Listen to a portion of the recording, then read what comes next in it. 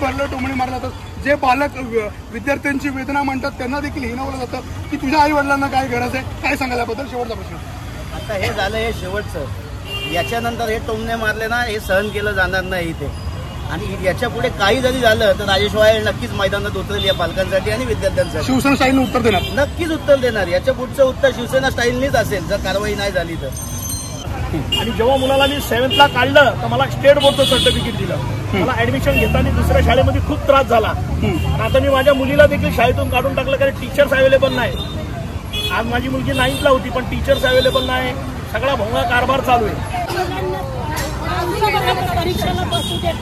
म्हणजे वर्षभराची फी भरून 500 रुपयासाठी जर शाळा अडवली या वर्षी मी आता काय बोलायचं सांगा बरं. पण माझी लेट फी जूनची राहिली म्हणून 100 रुपये परत.